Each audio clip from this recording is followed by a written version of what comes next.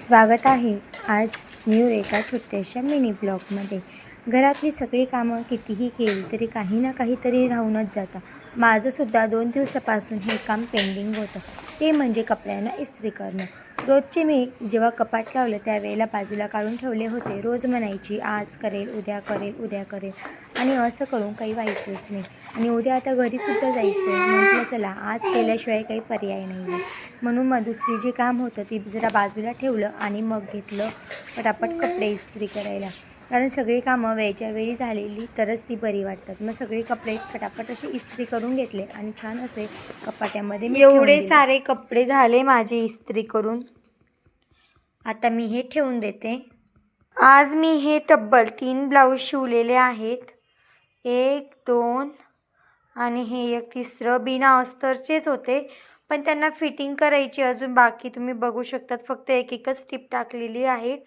मी fitting यासाठी केलेली नाही आहे कारण की हे बघा हात शिलाई करायची बाकी राहिलेली आहे आणि जर आपण हात शिलाई करायच्या आधी जर फिटिंग केली ना तर इथं जिथं आपली फिटिंगची जागा असते ना तर तिथं हात शिलाई होत नाही। मग जेव्हा आपण कस्टमर ब्लाऊज वगैरे उसवतं तर तेव्हा ते छान दिसत नाही, म्हणून मग मी हात शिलाई करून मगच फिटिंग करत असते।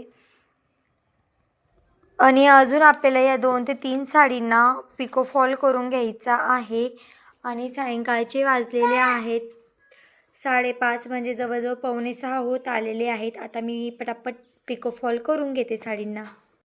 हे आपले एवढे सगळे शर्ट्स पॅन्ट इस्त्री करून झालेले आहेत। फायनली इस्त्री करून झालेली आहे, पण मी काही इस्त्री काढली नाही। त्याचं कारण म्हणजे मला ह्या 2-3 साडींना फॉल लावून घ्यायचा आहे, तर तो फॉल मला इस्त्री करावा लागेल, म्हणून मग मी इस्त्री काही काढली नाही।